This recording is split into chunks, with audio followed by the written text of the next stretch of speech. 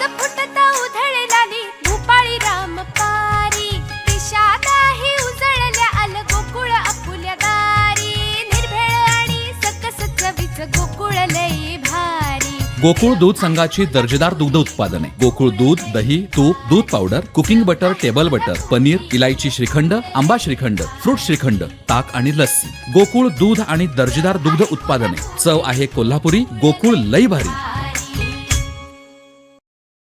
राज्यपाल भगतसिंह कोश्यारी यांच्या हस्ते वेंगुर्ला इथं सागरी प्रकर्ष केंद्राचं भूमिपूजन होत आहे। सिंधुदुर्ग जिल्ह्याची कित्येक वर्षांची मागणी यामुळे पूर्ण होते। काय आहे हे सागरी प्रकर्ष केंद्र पाहूया।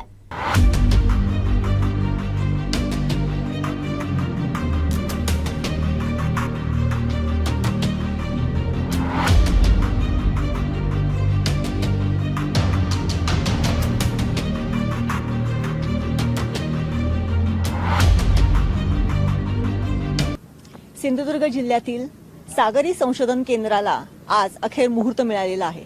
गेली काही वर्ष या संशोधन केंद्राच्या संदर्भामध्ये अनेक घोषणा झालेल्या होत्या, मात्र आज आपल्या राज्याचे राज्यपाल भगतसिंह कोश्यारी यांच्या हस्ते या केंद्राचं भूमिपूजन होते।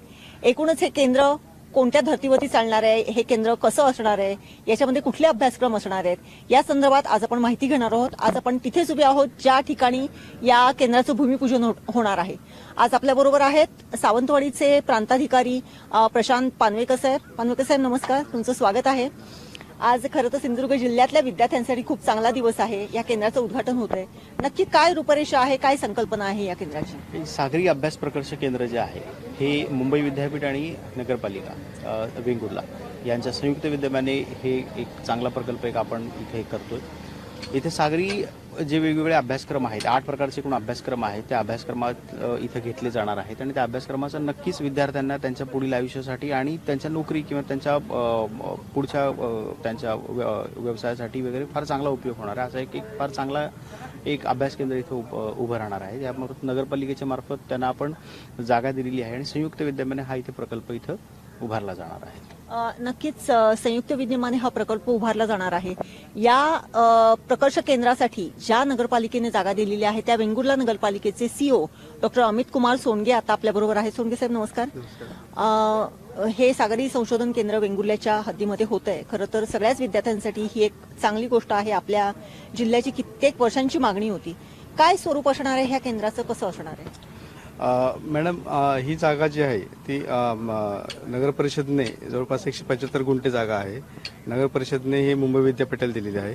त्यांच्या इकडे बिल्डिंग्स आणि त्यांचे संशोधन केंद्र पण असणार आहे आणि 8 वेगवेगळ्या प्रकारचे अभ्यासक्रम ते स्टार्टिंगला चालू करणार आहेत आणि ह्याच्यामुळं जे आसपासचे विद्यार्थी आहेत किंवा इकडचे लोकलचे विद्यार्थी आहेत त्यांना ऍडमिशन घ्यायला नक्कीच सुलभता येणार आहे।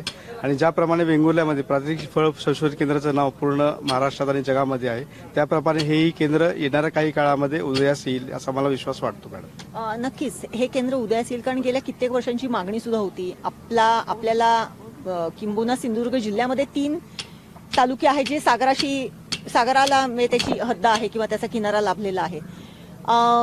एकूणच ही सगळी जर परिस्थिती बघितली तर कुठल्या प्रकारचे अभ्यासक्रम किंवा 8 आता आपण अभ्यासक्रम सांगितले की इथे घेतले जाणार आहेत, काय त्याची माहिती आपण देऊ शकता का? मॅडम, नक्की माहिती नाही, परंतु सागराशी रिलेटेड जे काही रिसर्च आणि त्याचं अभ्यासक्रम म्हणजे जे अभ्यासक्रम केल्यानंतर बाहेरच्या फॉरेनमध्ये किंवा ज्या सागर रिलेटेड जे कंपनीज आहेत किंवा गव्हर्नमेंटचे जे कंपनीज आहेत, इन्स्टिट्यूट आहेत, इतर लगेच त्या विद्यार्थ्यांना तिकडे नोकरी लागेल किंवा त्यांच्या व्यवसायासाठी त्यांना फायदेप्रद राहणार अशा प्रकारचे अभ्यासक्रम मुंबई विद्यापीठ ऍप्लिकेशनच्या बेसिसवर डिझाईन करणार आहे। नक्कीच आपल्या जवळच्याच राज्यामध्ये गोव्यामध्ये NIO ही एक सुप्रसिद्ध संस्था आहे की ज्याच्यामधून अनेक चांगले शोधही घेतले गेलेले आहेत आणि अनेक रिसर्च स्टुडंट तयार झालेले आहेत किंवा रिसर्च स्कॉलर्स तयार झालेले आहेत। त्या धर्तीवरती जर बघितलं तर या केंद्राचं स्वरूप आणि आपल्या जिल्ह्यातल्या किंवा या केंद्रामार्फत शिकणाऱ्या विद्यार्थ्यांना NIOच्या धर्तीवरती कशा पद्धतीचा लाभ मिळू शकतो? Madam, NIO national institute of oceanography ही राष्ट्रीय स्तरावरची आहे।